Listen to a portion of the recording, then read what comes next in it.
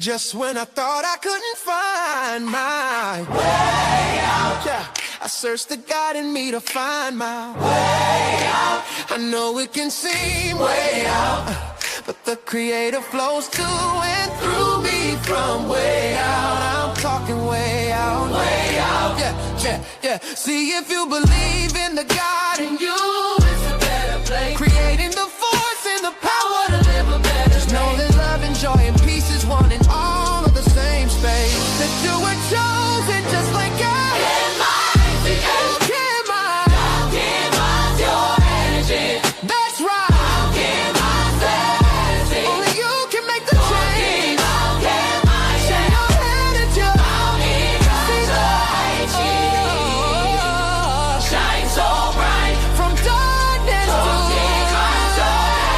light. From darkness to light. Yeah. And you'll find your way out. Yeah. Oh, it won't seem way out. Yeah. The power of God will flow through you from way out. Welcome. This is DJ Genesis, and I'm back at it again with another live, and we are going to be talking about what is the energy of Oludumare, the supreme, would you say God, or the creator of all things, of the Ifa spirituality, right? So, Isheshe or Yoruba cosmology. Who and what is Oludumare? But before we get into that, we have to actually kind of get into some other things, because before we actually start to tap into Oludumare, we have to understand what the Orisha is. Now, I am going to bring up a TikTok of some of people from Yoruba, and they're going to give their understanding, because I believe that there are different understandings when it comes down to what people in the diaspora understand and what people in Yoruba understand. So I wanted to actually bring this out and open up a conversation, So let's start off with this video right here. Let's just go ahead and start it off. Let's go. Or that divine being in this world. All right, so we're going to start off with Eshu, right? So Eshu, a lot of people believe that Eshu is what in Christian belief, it would be considered like the devil, or the, like a devil type of energy, because a lot of times when we talk about African spirituality, they will try to say, well, this is demons and devils and evil and this, that, the other. So let's go first into Eshu, right? Now, anyone that's into Ifa cosmology knows that Eshu met Oludumare. Oludumare met Eshu in the darkness. So there's this whole conversation of whether or not Eshu existed prior to Oludumare, or did they exist simultaneously, like darkness and light, Is Eshu the opposite of Oludumare? Is Eshu the feminine energy and Oludumare is the masculine? There's this whole debate going on. But I found it interesting. This guy right here on TikTok, he's been very vocal about his beliefs, and when it comes to, so I'm just play some of the videos that he said and kind of get into it. I think he said a lot of interesting things.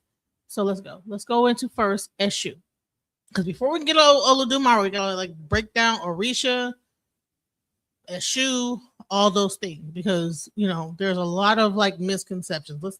Let's get into this understanding. Let's go. That has suffered from character assassination more than Eshu. The Yoruba divine being Eshu has been misrepresented, miscategorized, mislabeled by individuals that do not even know a single thing about the kind of personality he has or the kind of role he embodies within the Yoruba spirituality. Almost everyone, and particularly among the Christians, would have heard Eshu being called the devil. But beyond him being identified as the devil, do you know any other thing he represents? I believe not. This is because of a very calculated effort at a certain time to make sure that Eshu was demonized beyond recognition and to bestow upon Eshu every single thing that represented evil, where in fact there is not a single thing within the personality of Eshu as is being expressed by the Yoruba people that signifies that he has any semblance to the devil or to anything that the devil embodies within. Only Eshu has been called the devil, a trickster, the sex god of the Yoruba people, among many other different categorizations that are sought to diminish his personality and destroy completely anything holy that he should have embodied. So I've been doing a lot of deep dive into the Yoruba spirituality, and one of the things that has taken my attention is to understand truly the roles of the Eromoles and Orishas within the Yoruba spiritual practice. And one of the things that surprised me was that the more I read about Eshu, the more I fell in love with Eshu. In fact, I was like, I resonate so much with Eshu. I feel You know what's surprising to me is that Africans in Nigeria, at the same time we are learning about Ifa, they're learning about it too. This is the craziest thing I've ever. I'm like, what?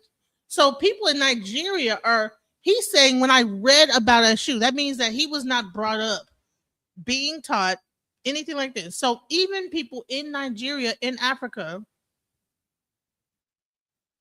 I mean, they're not. It's not something that people, like just know off rip. This is what Eshu is. This is what this is. Like, because African has been so Christianized, right? So what has happened is Christianity has replaced all like religions, like I would say nature-based spirituality in Africa. So even in Africa, they are reading about Eshu. That's the one thing I found very interesting about what he said. When I read about Eshu, right? Not because he was told by his grandfather or his grandmother or whatever. This is like this. He's learning by reading and doing research. Let's go. like I embody personalities that Eshu actually represents in all these accounts that I have studied. So all of that internal expressions took me aback, and I was like, where did the concept of Eshu being the devil originate from? Because prior until after I did a study on how Eshu was demonized, I felt like there must have been a legitimate reason for the demonization of Eshu, because they can't just look at Eshu and call him the devil. Is there something that my research is hiding about the personality of Eshu that I have not been able to uncover? So I went into the rabbit hole to begin an investigation to how Eshu was demonized in the first place and how his name was made synonymous to that of the devil in the Yoruba Bible. I also wanted to know what logic made the people who ascribed Eshu with the designation of the devil come to that conclusion that Eshu was indeed the devil. And so that is crazy. He's saying the Yoruba Bible. There's no Bible. It's the oral tradition. These people are in Nigeria, and when they like talk about this, they don't even have any idea of what that this is an oral tradition. There's no Bible. There's no Yoruba Bible. Like he said, the Yoruba Bible. Like there's no Yoruba Bible. I'm blown away. Let's go back to what he said. So I went into the rabbit hole to begin an investigation to how Eshu was demonized in the first place and how his name was made synonymous to that of the devil in the Yoruba Bible. I also wanted to know what logic made the people who ascribed Eshu with the designation of the devil come to that conclusion that Eshu was indeed the devil. And so I made that investigation, and I have come with my findings to share with you guys. What I was able to uncover was that the demonization of Eshu was an incredibly sinister, malicious, deliberate, and calculated effort by the British missionary when they arrived at our shores with the intention of spreading Christianity. A lot of these things are documented. If you take out time to study the reactions of the British people, from the British government themselves to the British missionary, and the perception they had about we, the blacks, when they came to our shores with different motives, you realize one very consistent theme in their modus operandi, and that is simply their deep-rooted disgust for everything that the black man represented. It is that disgust that made the Europeans to draw the arbitrary line that created Nigeria without consideration into the socio-political and geographical dynamics of the people that have been living in that area for centuries. It is that same disgust and arrogance that motivated the British missionary to to bring Christianity to our land. When the missionaries came and observed our indigenous cultural, spiritual practices, they did not want to hear anything else. They just immediately concluded that this was barbaric and this was a devilish system. And what was on their mind was on how to decimate it completely and replace it with Christianity, and which they believed themselves to be the one designated by God to bring light onto these people that have swallowed so much in darkness and evil. You must know one thing for a fact. The Christianity that the British missionary brought to Nigeria did not seek to coexist with any of our traditional system. They did not care about the survival of our culture, our language, or our spirituality. They wanted to erase it completely and replace it with what them they believed was ideal for us. So when they met our spiritual practices, one of the primary assignments that they sought to undertake was how to make sure that this system is completely decimated and extracted out of the minds of these people that they wanted to introduce Christ to. Now, the only way the British missionary knew they could do this is that they first had to tell these people, especially their most gullible ones, that all what they were practicing before the British arrived at their shores was demonic, dark, and sinister, and they have brought them light. They had to make sure that they could establish within the minds of the indigenes that they met that the totality of our indigenous practices, not one or two, but all of it was demonic. And they undertook the task to make sure they found the best way to go about demonizing the totality of these people's spiritual practices. I want to establish something very clearly. The Yoruba spirituality is extremely broad. With each Iromole and Orisha we have within the Yoruba spirituality, they have their own devotees with their own distinct practices and how they venerate that Orisha or Iromole. Apart from that, there are Egbe within the Yoruba spirituality. Beyond that, there is now Ifa and many other broad categorizations and branches, all under the umbrella of the Yoruba spirituality. You would have seen that by virtue of this, it would have been very difficult for the British missionary to begin to attack each of them separately. Because if you tell them that Ifa is bad, the devotees may come and say that, oh, probably the veneration of Shango is better there. But you also have to tell them that the veneration of Shango is bad too. By the time you tell them that the veneration of Shango is bad, you might not be able to convince them that they should leave their Egbe. So with the mission being that they wanted a complete erasure of the totality of our indigenous practice, they had to find the most efficient way to demonize the whole system without having to tackle each separate parts of it individually. Now, this is where Eshu comes in. One of the primary rules of Eshu within the Yoruba spirituality is that Eshu is the conveyor of messages between the divine bodies and themselves, and between us humans and the divine bodies within the Yoruba spirituality.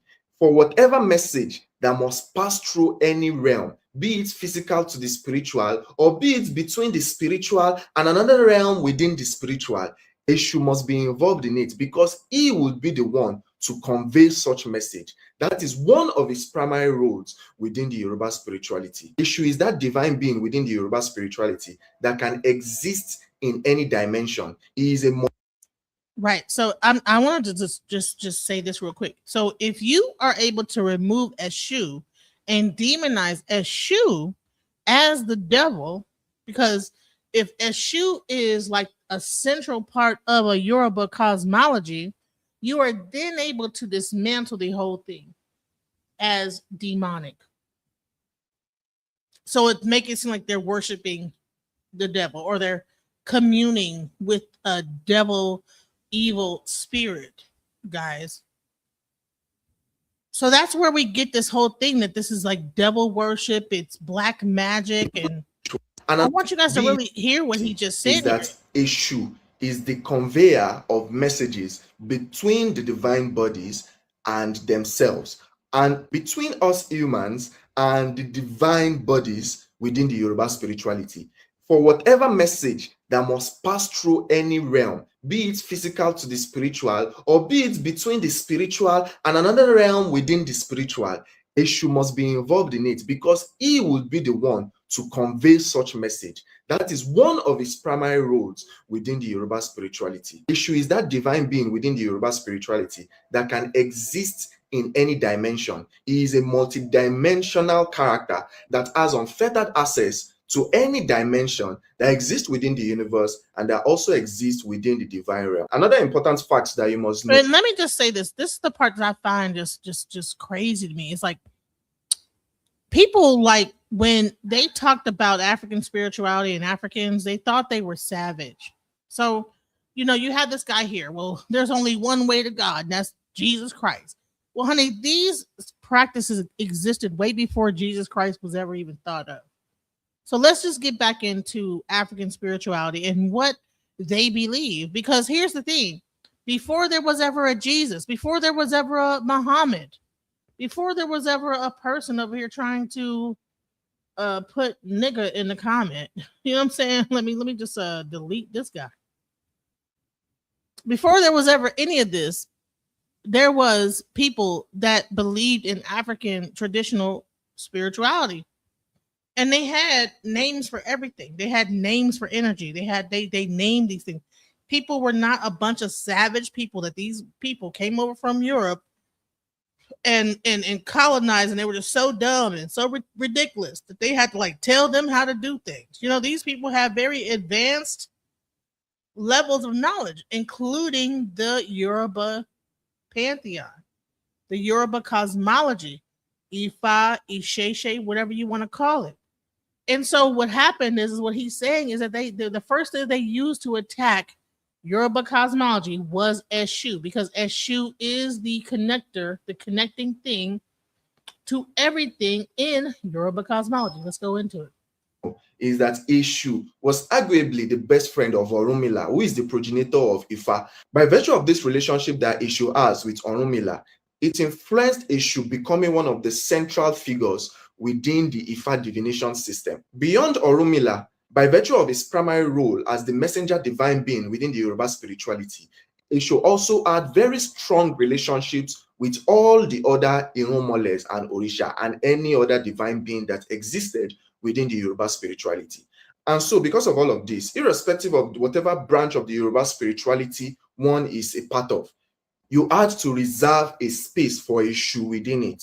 Eshu is that divine character that his impact is felt in everywhere within the Yoruba spirituality. Beyond all of this, Eshu also embodied the sort of versatility in his role within the Yoruba spirituality and his interaction with us humans, that if you were an outsider that was observing the Yoruba spirituality from a distance, it would have been very easy for you to conclude that Eshu was the primal divine being within the Yoruba spirituality. So when the British missionary came and observed our indigenous practices for a while, they saw clearly the primary role that Eshu played within the totality of our indigenous spiritual practices. They realized that whatever temple they went to, be it the one of Yemoja, or the one of Oshun, or the one of Shanku, or the one of Ogun, or if they even went to a Babalawo, Eshu was present there. So these missionaries quickly assumed that Eshu was a primary divine character within the Yoruba spirituality. And if they wanted to bastardize, demonize, and decimate the totality of the Yoruba spirituality, they probably needed to start from demonizing, decimating, and destroying the character of Eshu. It was a very simple strategy. If you tell these people that this figure, Eshu, who is a central figure within their spirituality, is the reincarnation of devil himself. In fact, he is the one that is Satan that the Christians have come to preach against. Then you could easily, from that premise, establish that the totality of their indigenous practices, which you wanted to decimate in the first place, was demonic. Because if the head is demonic, then everything that head is a part of or that it represents is also demonic. And that is what they took out time to establish. From the early 19th century to the late 19th century, various missionary officials and scholars began to create academic and theological documents ascribing Eshu to being the devil. The individuals that were primarily responsible for this categorization were two women. The first one is Charlotte Maria Tucker, and the second one is Anna Indara. These two missionary officials were responsible for creating some of the first works that sought to ascribe Eshu with the title of being the devil. And to seal the legitimacy of this their outrageous claim, they sponsored indigenous converts like Bishop Ajayi Crowder and Samuel Johnson to propagate these claims that Eshu was indeed the devil. You see, one thing that I've been able to uncover is that there is not a single merit to create the assumption that Eshu is the devil. If you study about Eshu so much, you will question how a reasonable man or woman will come with the assumption that this character embodies qualities of the devil, or that he is even the devil in fact. One conclusion that I was able to come to is that it's not that these people were not reasonable. They know in fact that it was a lie, but it was a very malicious, sinister, and wicked attempt to demonize the totality of the Yoruba spiritual system. And that is why they ascribed Eshu with being the devil himself. Perhaps it is only the Muslim that thinks they need a jihad and war to subjugate people and convert them and decimate their indigenous systems. While the missionaries too were involved in such barbarism of killing our people with actual guns to decimate our culture, the primary mechanism they used is in rewriting our spirituality, rewriting our character to suit their own narrative, and demonizing everything that the Yoruba spirituality embodies. When the Christians say that the devil came to steal, to kill, to destroy, the more I look at it, the more I come to the realization that this devil in question might have been the missionaries that came to Nigeria during the 18th and 19th centuries and were primarily responsible for the spread of Christianity across the southern region of Nigeria.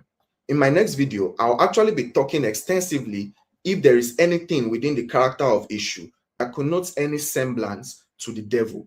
Another misconception about Eshu is that he is a trickster. This misconception, in fact, is even held by some Onisheshis, and I'll be dismantling it too. Eshu is not a trickster. Eshu is not the devil. If you studied Eshu personally and understood his role within the Yoruba spirituality, you will wish so much to be close to Eshu.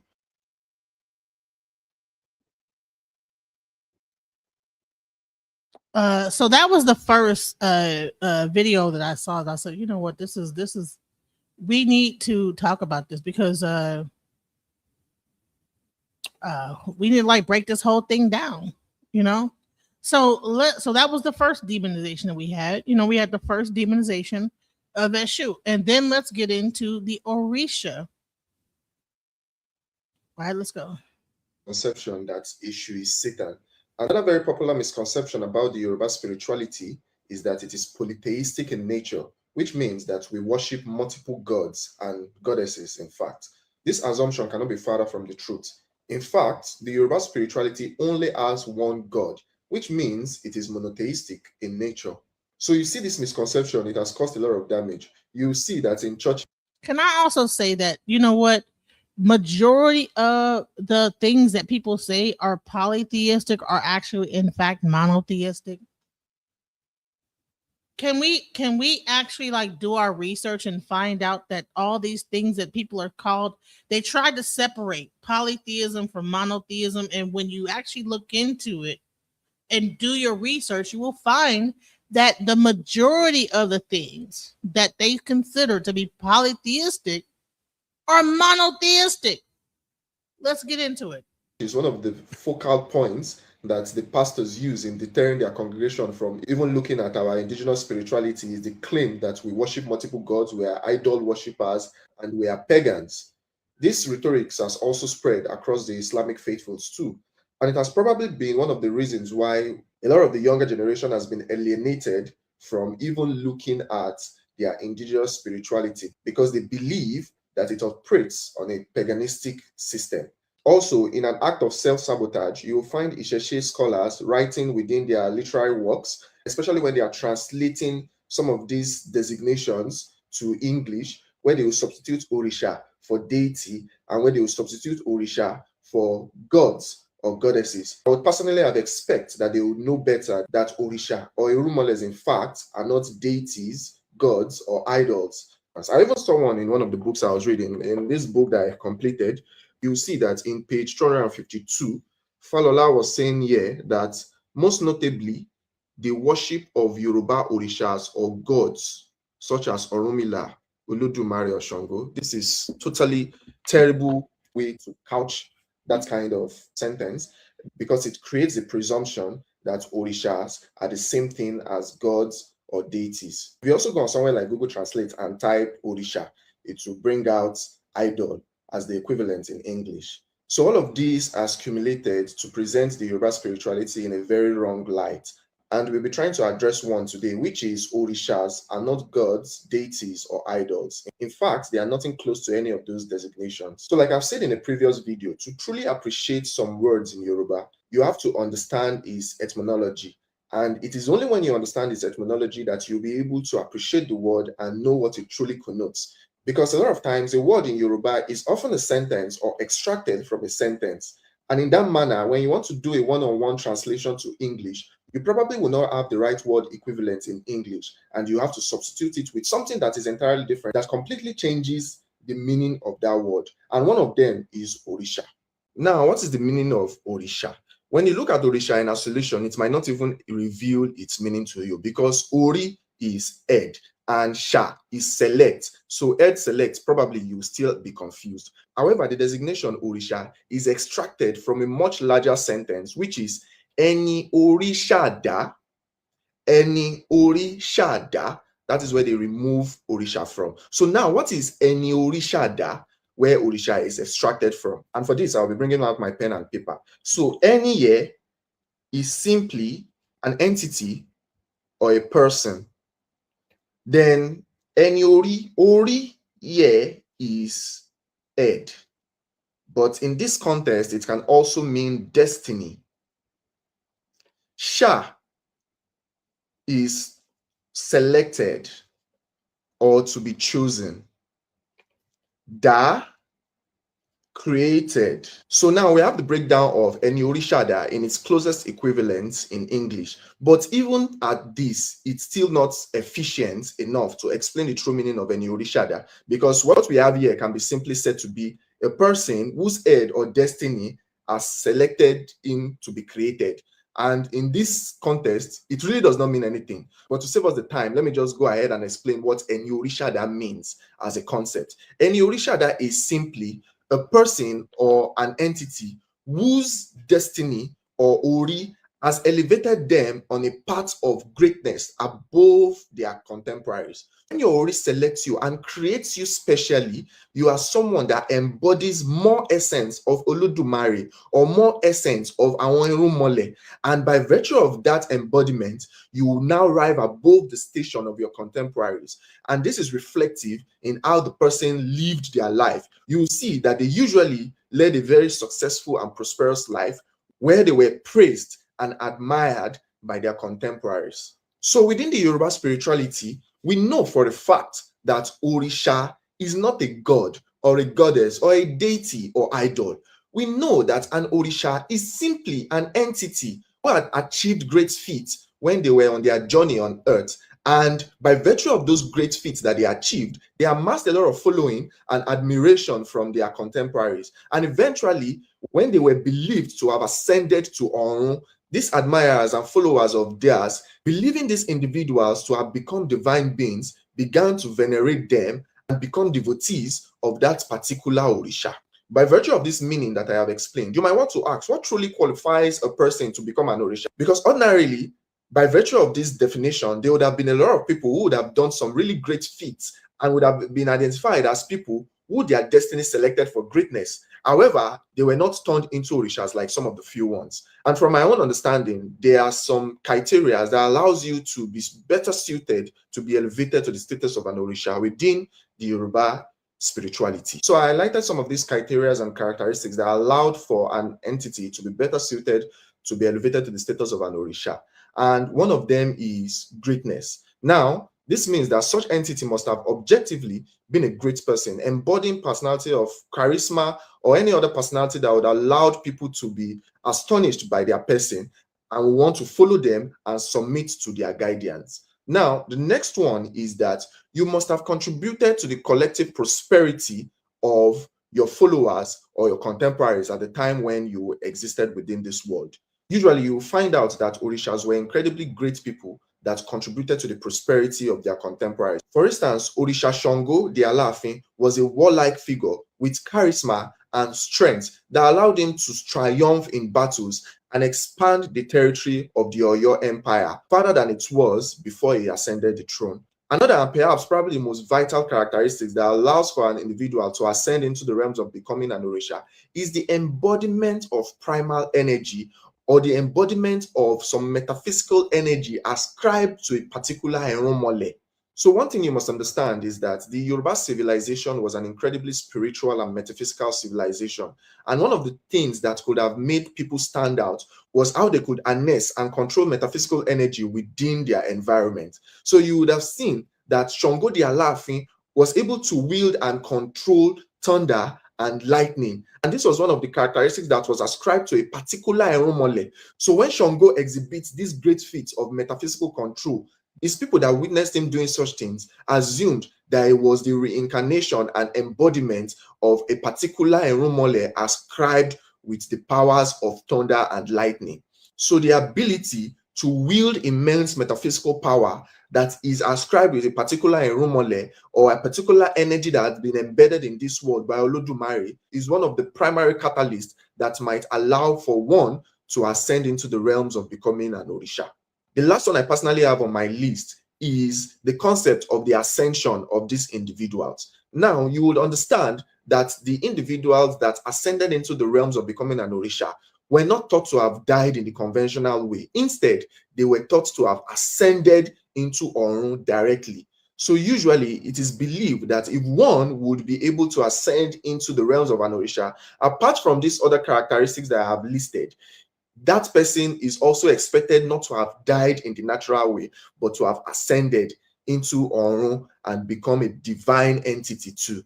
So from studying most of these Orishas that we had, these are just the few personal list of criteria I believe facilitated their ascension into the realms of an Orisha. So given the explanation that I have given so far, we can even make some particular inference. And one of those inferences is that you and I have the possibility of becoming an Orisha too. If we embody greatness, if we achieve great feats, and amass following and loyalists, contribute to the prosperity of the Yoruba society, embody the personality or energy or power that is ascribed to a particular eromole or a particular energy embedded in this world by Oludumare, and probably believed to have ascended at the end of our journey on this world, we might as well probably be elevated to the status of an Orisha. So really in concept, anyone within the Yoruba society can ascend into the realms of an Orisha.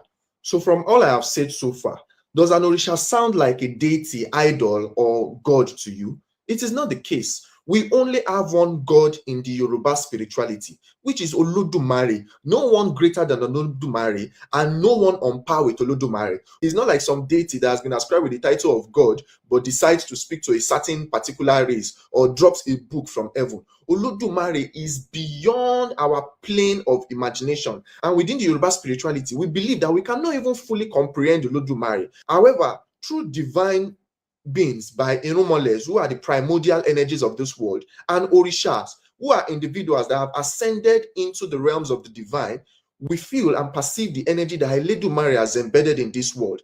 And that is why we venerate our Orishas and venerate our Erumoles, because we believe them to be a beacon or an embodiment of the power and energy that Oludumare have embedded within this world.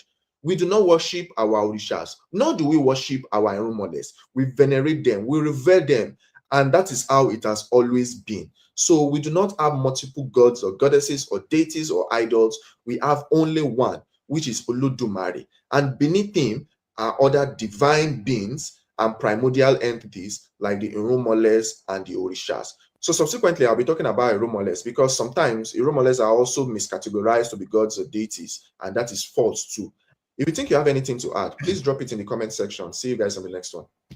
Hello, guys. So apart from the right. So hold on, let me do this real quick. So again, he is breaking down the understanding of Eshu.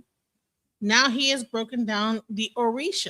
Now, in his description of what an Orisha is, it might be easy to say, well, isn't Jesus an Orisha then? If this person lived on earth and etc. So let's go into that. I made a post about what Orisha meant, and in the comment section you see these comments where someone was saying that in that case Jesus was an Orisha too. And in that moment I was very, very angry because you see, I kind of find it very foolish to call Jesus an Orisha. Jesus is not an Orisha. If Jesus had existed within the Yoruba civilization, he would have been a regular person that would have been forgotten by now. Even within his own nation where he was born into, Jesus was not central to the prosperity of his contemporaries. Because if you look at the accounts of when he existed, the Israelites were under the subjugation of the Romans. And I find it kind of foolish because if you were a savior of your own people and you are claimed to be God, in fact, you would know that the Israelites at the time when Jesus was alive did not need a theological philosopher. They needed a warrior. They needed someone that could take them out of bondage. They were suffering. They were starving.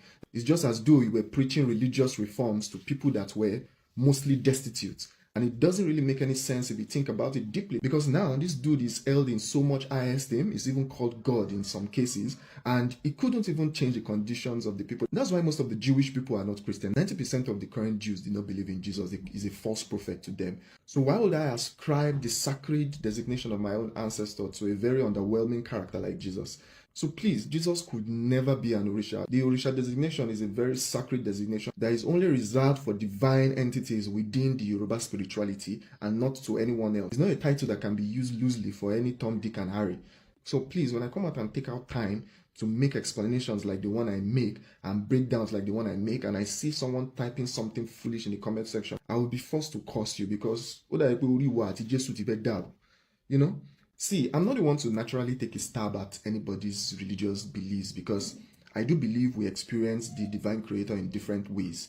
You understand? And I do not indulge in any characteristics that would present me as a fanatic. But when you come to the concept of Jesus, he's just an insult to me. Because I don't think you understand how underwhelming Jesus was. I don't even think he was a very wise person. In fact, some things that if he had had a little bit of sense, he would not have said and ended up on a cross. He went on to say them. And I can only think of two reasons why he would behave in such a manner. Probably he's a foolish person, number one, or maybe he had a death wish, he was suicidal. So beyond that, I think the people that set up the conventional Christian theological system today knew how underwhelming Jesus was. And that's why they had to incorporate books from David, Solomon. Those guys were elebos, they were presenting sacrifice to their God day and night.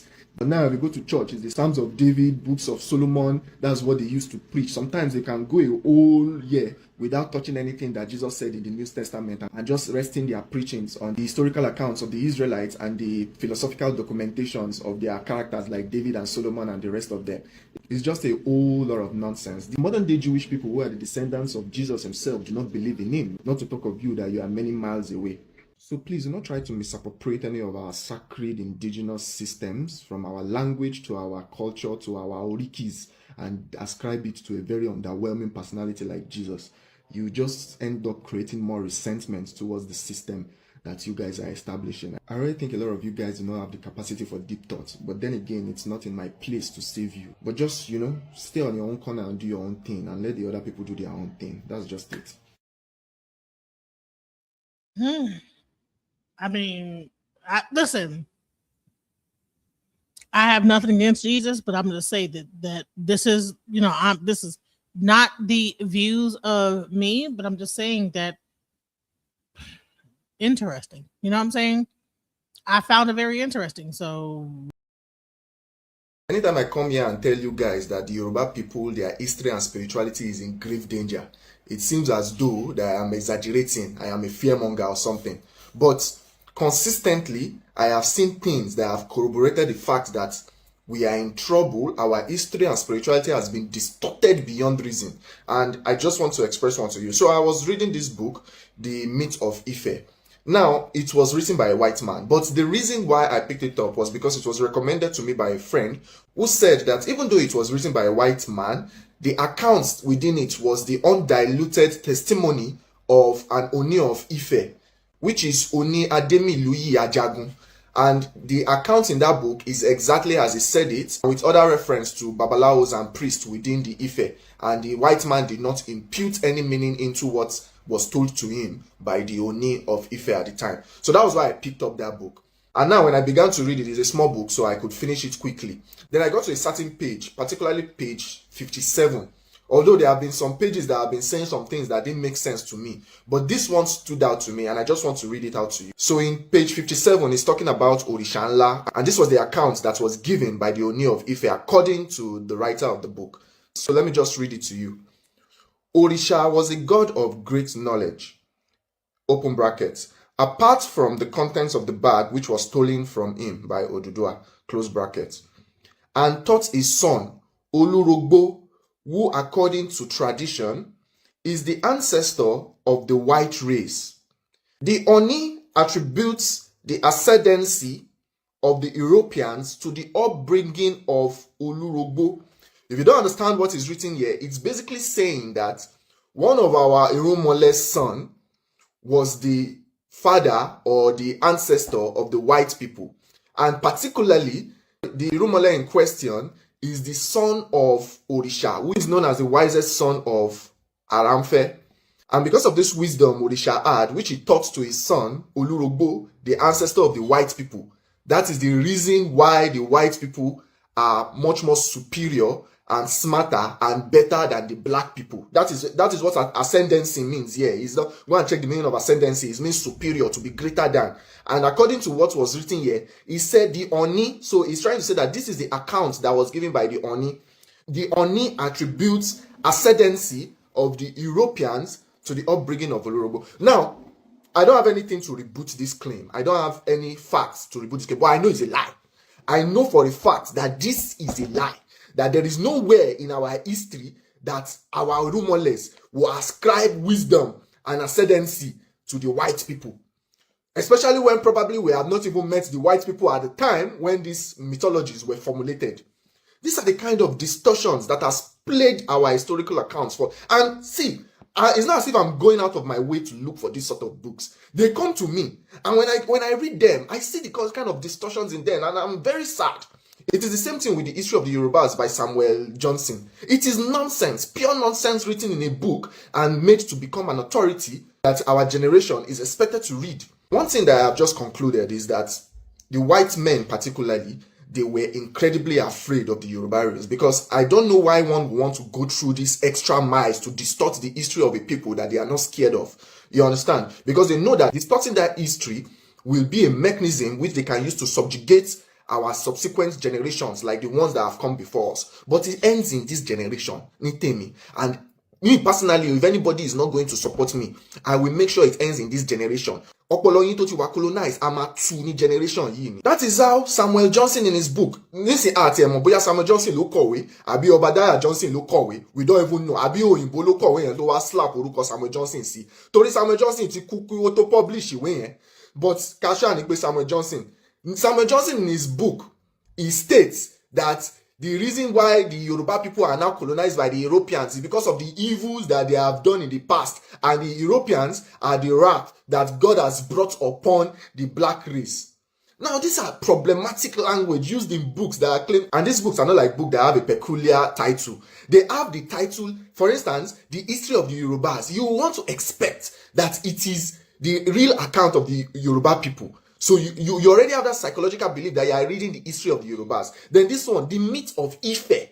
You want to expect that what you are going to get is authentic, especially when it is claimed that the Oni was the one himself that gave the account, that it is just the white man there just documented it. But when you see things like this, you know that this is nonsense. And this distortion runs far deeper than we can ever imagine. That's how someone sent me the video of one idiot the other day, where he was quoting one Oduifa and using it to say that the Oduifa establishes the fact that Onumila's children were Muslims. And I cannot even fathom the connection, especially when he even went ahead and read what the Oduifa says. How does this connect to establishing that these people were Muslims? It doesn't even make sense. And these are people that has amassed a lot of following due to their sensational idiocracy.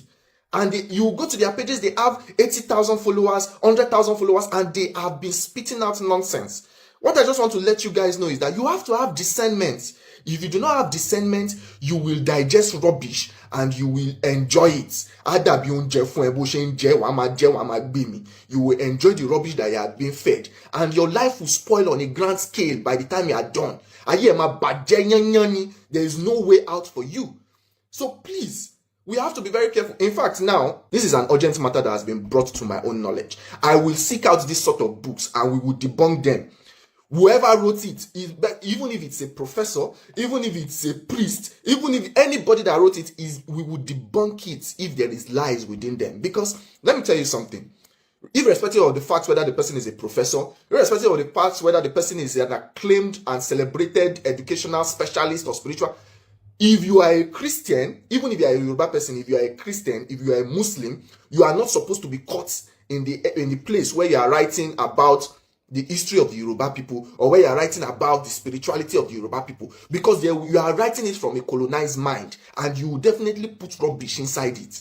There is the only people that has the authority and has the legitimacy to write the history of the Yoruba people or the spirituality of the Yoruba people are the practitioners of that spirituality and the people that hold that history in ISA, which are the Onisheshis. That's one thing I want to talk to the Onisheshis about. Your life, if you are an Onisheshe now, is not just for you. We have to come up, reach the ends of affairs in every way possible within the Yoruba country and make sure that we debunk this nonsense. You have to become professors. You have to become great lawyers. You have to become great scientists. You have to become great everything so that we can stand on a point of authority and debunk all the nonsense that has been tied in claims that they are writing our history and our spirituality. Because the fact remains is that there are a lot of very, very gullible people within the Yoruba nation, especially even the younger ones, that will pick up these books and that will study them and bring them out as an authority. Someone will come and tell me that, do you know more than Samuel Johnson? Mo mọ̀ ju Samuel Johnson lọ, orí Samuel Johnson ò pé. Àtúnkù Samuel Johnson lọ́nà ọ̀run ọmọ àlè ni pẹ̀lú ìwé tó kọ yìí. I know more than Samuel Johnson kò ní dá fún. So they will tell you that these people that work as crime writers, they have written some things and we cannot go back against it. It is not true. The things that have been written here, even the ones that have been written by the white man is there. The one that has been written by someone that is not a Yoruba person is there. The one that has been written by a Yoruba person that is operating from a colonized mind of Christianity and Islam is there. We have a lot of things to do. We are in trouble and we need to sit up. Apart from fighting for survival, we need to find a way to retrace our steps and untie all the rubbish that has been tied by these people. Because if there's anything that I know, the first step to succeeding is understanding who you truly are. And if you cannot come out and establish the truth so that the people behind us and the people by our side too will be able to see that truth, then we will not be able to make any progress. So please, I beg you, let's come together and do something about these things. And also make sure you have discernment when you're reading these things. Because a lot of distortion has been done against the Yoruba people and the spirituality of the Yoruba people. And it will take a lifetime to untie them. But we will start now. So guys, yesterday I had a light bulb moment. And it's simply this. Oludumare might be a woman. So in Yoruba spirituality, Oludumare is the primary designation. Before I get into Oludumare, I don't even want to get into that first. So you all remember this book that I got, and when I got it, I was incredibly happy about it because it's obviously the history of the Yoruba people, and I naively assumed that because it was published by Cambridge, it was going to be a very solid account. And even then, actually, I had a reservation from the fact that the author was Samuel Johnson, a converted Yoruba man. You understand? And I knew that there would have been some inconsistencies when it comes to subject of religion. But I didn't know it was going to be this serious, honestly. I didn't know it was going to be this bad. So the first part that sparked my displeasure was even with the origin story and the accounts of we descending from Mecca, Lamurudu and what have you. I personally hate that origin story. If there's anything that I want to be expunged from our historical account, is that we descended from one Yeye Mecca, and that story took about 2 pages in this book, and I don't know why. My conclusion at the time was, when I was even reading it, was that if the Yoruba people have forgotten their origin story, they should leave it. A lot of people do not know where they came from because it's far back into the past. You understand? A lot of things, the story would have been diluted. It has been lost. So if we have forgotten our origin story, we should leave it alone and focus on the part of our history that we have verifiable facts about. Then I went slightly further when I was talking about the Yoruba religious system. And first, I was disgruntled because only like about 5 pages was allocated to that whole chapter of Yoruba religion, which I think is insufficient for a book this size. Apart from some very unfamiliar nonsense that I came across, the part that got me angry the most was the depiction of Ishu as Satan. These were the mechanisms that was used to spread disinformation about our systems, and it's incredibly sinister to compile a book of this nature that should hold some bit of credibility and ascribe inconsistent accounts to our orishas, calling Eshu Satan. These were the mechanisms the Europeans used against us. Apart from other forms of media and propaganda, that they published these things in books like this, under the guise that it was written by our own people to give it some legitimacy. But it's completely bladderdash, useless stories. So I still went on reading it, and let me just even read a passage to you and show you the kind of disdain and the kind of literary devices and tone they used in this book to commonize our systems and make it seem as if it's nonsense. Let me just read this part to you. So in page 29, it was talking about Egungun, and in the second paragraph of that discourse, it was like, this feigned voice is said to be in imitation of that of a species of monkey called Ijemiri. The animal is regarded with superstitious reverence, the power of walking erect, and talking being ascribed to it, and it's esteemed a clever physician. Some professed medicine men usually tame and keep one of these creatures and pretend to receive instructions and inspiration from this. You can see the kind of disdain that you pretend. Who is pretending? Why must you use such kind of language when you are describing some practices in your indigenous systems? It doesn't make sense. These are the kind of things literates will read, other people that does not have any interaction with our systems will read and will be able to form a biased opinion against it. Even Hugh Clapperton, the British explorer that came and passed Oyo, he did not have such disdain in his journal. He did not write about our system with this kind of disdain that this book is being written in. And it's just so sad because, you know, I bought it and it's not like as if it's cheap. It's 100,000 naira, for crying out loud. And I have to read it. But then, I can only imagine what kind of disaster that was done and disservice that was done to us with books like this, different kind of mechanisms that the Europeans and their allies from our people used in propagating lies about our indigenous system. Man, you know, I know that he speaks with an accent, but the words were there. I hope that you guys go back and just rewatch it because, you know, it's a very interesting thing. Like, look at all the lies that were told about the indigenous systems.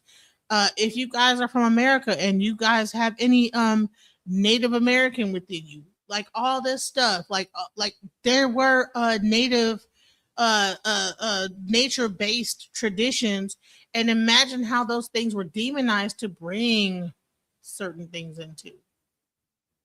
So this whole thing is a psychological operation that we have no idea, like the level people were willing to go just to enslave people, right? So let's go into Oludumare, Olufin, Olorun. Let's go. Hey guys, Joseph Babaifa here, coming at you with a new video. Hope everybody's doing well. Please be sure to like, comment, subscribe, most importantly to the video. Be sure to put in. And I want to say this is because a lot of Hispanic people, right? Like he might be a Puerto Rican. You have Cubans. You have different people. Like he's from, I think, Florida. I'm not sure what his nationality is, but you know, when all this demonization has been going on, you have people in America that have been trying to keep the tradition alive. You know, so while like people were going into Africa and they were able to successfully colonize and Christianize not certain parts of Nigeria, you still had people over here in the Caribbean, you know, that were keeping it alive. So let's go. Let's hear about what he your own questions based on the topics that we may be touching on or others that you may be interested in learning more about, right? We've been getting great responses and we really appreciate all the support that the channel is getting. This question specifically comes from my godson, Will, right? How you doing, Will? Actually, finally got around to making the video. How? Thank you for your patience, right? He had a very good question. And his question was, Padrino, what is the difference between Olofin, Olorum, and Oludumare, right? He had an idea. He said, you know, I know they kind of all reference God, right? But I wanted to know what each of them meant. And, you know, if we're using them correctly, how are they supposed to be incorporated? All these different things. So we're going to go ahead and delve into that, right? So we're going to go ahead and start off with Olofin, right? Being that it's the one that I guess. Before we talk about like this whole thing, I want to say that God in a concept is not the same concept of God that we understand in Christianity, Islam, etc. So we have to like, so in order for you to really understand the concept of God in Ifa tradition, it is not the same concept of God in Abrahamic faith. So I think that you guys need to like when you're listening to this, please understand that this is not the same concept. First of all, let's get into that. All right, let's go. you can say is closest to earth. So when we look at the word olofin, it's a compound word like most things in Yoruba are. The first part of that word is olo, right? And the word olo means owner, and the other part of the word is ofin, which means law. So when we look at the term olofin, it actually means owner of the law or governor, right?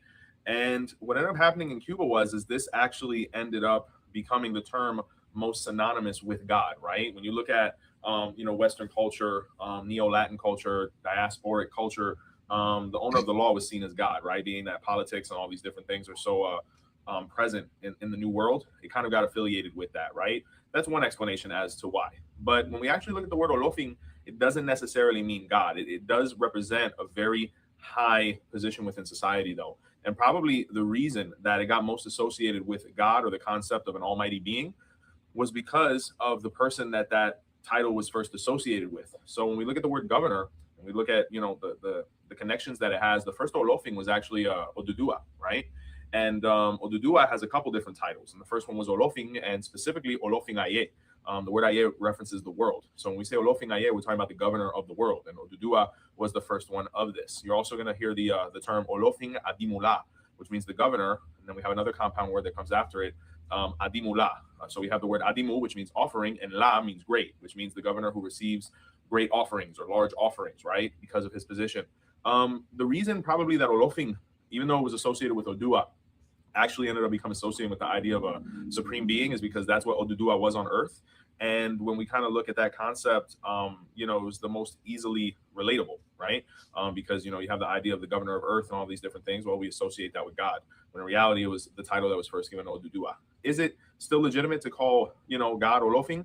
Perfectly fine. At this point, from a cultural standpoint, there's no way we're going to be able to get rid of it. So, and everybody knows what you're talking about when you say that, especially in the Lukumi practice. So perfectly legitimate. So that's why Olofin, that word got associated with God, because of Oduduwa's position and him being godlike, right? Him being the first Odisha, etc. So that's the first answer for the first phrase, right? Olofin. So that's that. So then we go into the next one, which is Olorum, right? You're going to notice the term Olo here quite a bit, because when we're talking about an almighty being, we're talking about an energy that owns things, right? Or that things belong to that being, that, they created it. So the word Olorum, once again, is a compound word. The word Olo, once again, means owner, and Orum actually means the sky, right? So when we put them together, it means owner of the sky. And this actually really correlates to the sun, right? And it is one of the titles of God Supreme, right? Now, the reason being is because if we look at the sun, it's a sky deity, and the Yoruba peoples in antiquity recognize the sun as being the source of all life. So if you're the source of all life, you represent this oneness, and you're this this energy from which we emanate. Therefore, you must be God, because we're all born from it, or we're all in need of it, right? Ifa also backs this up to where Olorun is one of the terminologies or phrases used to reference God, right? But most importantly, it references the sun, being that the sun is the owner of the sky, and it is the most prominent figure. You're going to see a lot of that explanation in the Odu of Ejobe, right? Just like the word Olofin, because in the Odu Baba Ejobe was where Odudua was identified as Olofin Aye, right? When he was actually put in place to be able to govern Earth. So you're going to see a lot of this in the Odu of Ejobe. So that's where Olorum comes from, owner of the sky, the sun. That's why it was associated with God, because all life comes from the sun. Without it, no life is possible, thus being that divine presence and allowing for life, right? So that's why that phrase got associated with God, right? So that's the first two. We have Olofin, which means governor or owner of the law, a very godlike title, and then Olorum, which actually refers to the sun, or where life comes from on Earth. So the other word that you're going to hear, and in my opinion is probably the most complete when it comes to referencing the idea of an almighty power, is Oludumare, right? Let's break down this word. We look at the word Olo, once again, it means owner. Odu can be a reference to years or a time frame, right? And if we kind of break it down even more, mare, we look at the word ma, sometimes it means no, or like a negative action, and then re, or reo, which means to reveal, right, or to manifest. So when we kind of contract all of these things together and kind of put them in a logical process, Olodu, which means owner of the times, mare, that have not manifested yet, right? So we're talking about times infinite, where you're also going to hear that translation that Oludumare means, the owner of times infinite. So we're talking about the owner of the times that have not even presented themselves yet or manifested yet. So we're talking about basically something that's eternal, which is one of the characteristics that God has to have, right? And when we're talking about time, we're also talking about time immemorial, forgive me.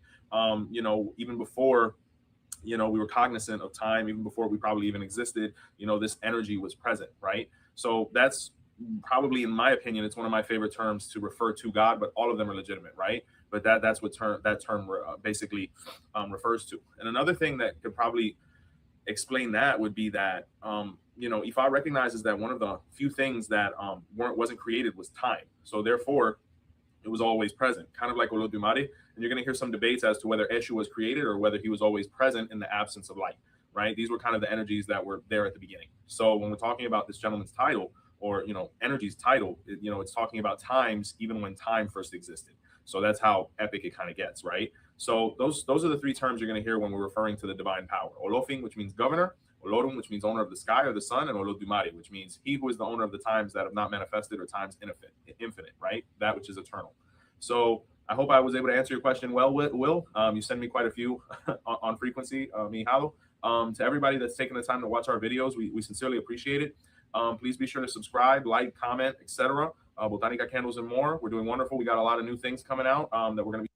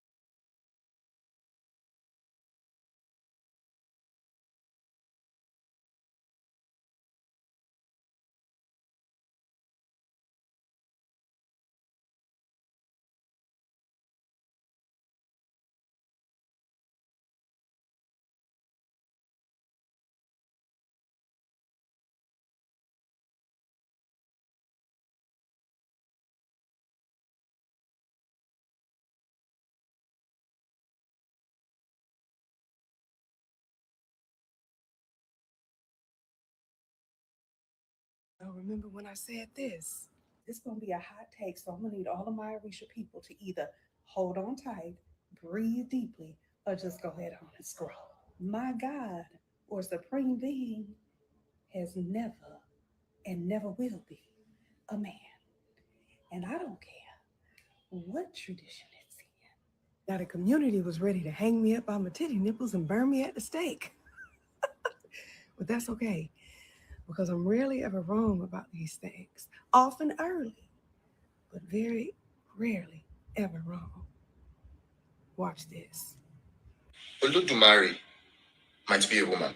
So in Yoruba spirituality, Oludumare is the primary designation that is ascribed to the Almighty Creator. And one profound thing about the Yoruba language is that usually a single word is a convergence or the coming together of multiple words to form that single word. And that is why it is very problematic when in translations to English, most likely, they try to translate that word directly to another word that already exists in English. Most likely, a particular word in Yoruba is a sentence. And to be able to extract its meaning properly, it has to be translated into a sentence and not a word in English. So let me explain. For instance, Oludumare does not mean Almighty Creator or Almighty God, as it would be translated to if you were using Google Translate. And Orisha does not mean deity or smaller gods. So these words, they have meaning. And when you translate them in a wrong manner, you lose those meaning. So now, why would I say Oludumare is a woman? It comes from a deeper understanding of the word Oludumare. So quickly, let's look into the etymology of the word Oludumare. So like I said, the word Oludumare can be broken down into different independent words in themselves. And if you want to do this, let's break it down. The first word is Olo. Then the second one is Odu. Then the next one is Ma. Then the last is Re. When you bring this together, it forms Oludumare. Olo, as a standalone, means the owner of, can also mean the custodian of, and can mean the lord of. That's where you get the titles of a lot of these kings, where you have Olowu, Olomu. So Olo simply means the owner, the custodian, or the lord of something.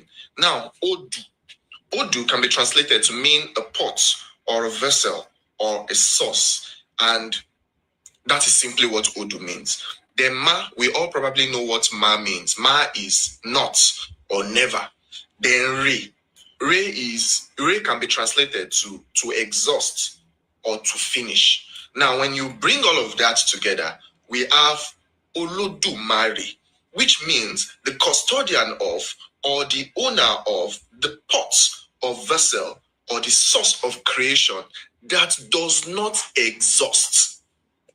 That is what Oludumare means. So Oludumare does not mean Almighty God. Oludumare does not mean simply God. Oludumare does not mean omnipotent God or omnipresent God. That is one of the terrible things that inefficient translation did. So if you want to translate Oludumare properly to English or to some other language, a single word does not accommodate it. It is a whole sentence, same as Orisha, but we're not talking about Orisha today. So when you look at this sentence, the custodian or owner of the pots or vessel of creation that does not exhaust. What came to my mind instantly is that this is a feminine energy. Because when we look into nature, when we look at ourselves as human beings, the custodian of the pots of creation is the woman, because she's the custodian of the womb. And this is why, no matter what tradition you are in, you must study from the perspective of a scholar and not a sheep. Thoughts, guys? Thoughts, guys? Let's go. Manifestation. This is when you express.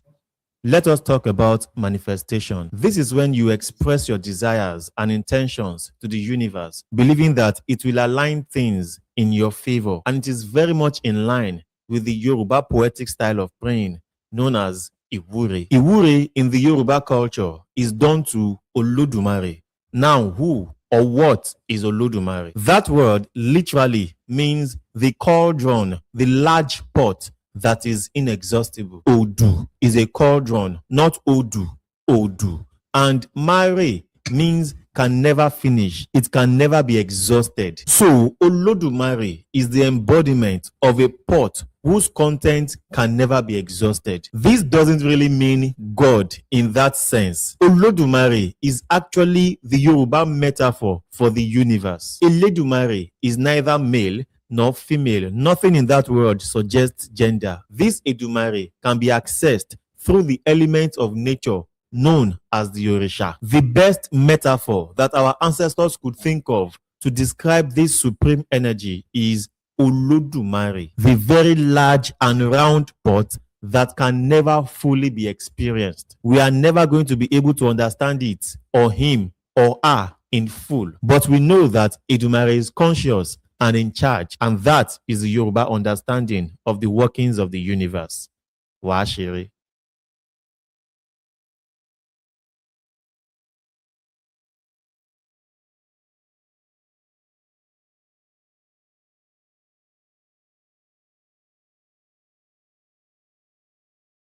Very interesting. So, this is my take on the whole thing. You know, I would believe that you have Oludumare and you have Eshu. You have both things that have a masculine and feminine principle, Oludumare and Eshu. Now they say that Oludumare met Eshu in the darkness. I don't know whether Eshu itself was feminine energy and Oludumare was the masculine, because you have the light meeting the darkness. I don't know. I'm not going to say I think that either one was feminine or masculine, but I do believe that they probably both have both. Everything on this earth, everything in the universe has both principles. So whether or not, I'm not gonna like debate whether or not one is more masculine or feminine than the other. You know, it's difficult to describe the creator. Thank you. Exactly. But you have people talking about this, you know, like you have people trying to demonize Eshu. You have people saying that Oludumare is a woman or a man or whatever, you know. But how do you really describe the creator? If you say that Oludumare is above creation, then why would you give it a feminine or masculine thing. It's light, it's dark, it's something that where we're trying to suck Oludumare into our own human understanding, when it's very, very well documented that Oludumare is not something to be brought into our own understanding. It's something that exists and is outside of our understanding. It creates, and whatever it is, what it is, you know. But somehow, sometimes we as human beings, we want to personify things, you know. I heard someone that says mare means serpent, you know. I've had people talk about but you know, Odu is the womb. The Odu, when you do the actual divination, Odu, Odu. So I would say within it, it has a feminine principle. Mare, Odu, Mare. Who knows? But I, you know, listen. I wanted to bring this to people and see what they thought about it. What are your thoughts? Much love, guys. Peace. Just when I thought I couldn't find my way out, yeah, I searched the God in me to find my way out. I know it can seem way out, but the Creator flows to and through me from way out. I'm talking way out, yeah. See, if you believe in the God in you, it's a better place. Creating the force and the power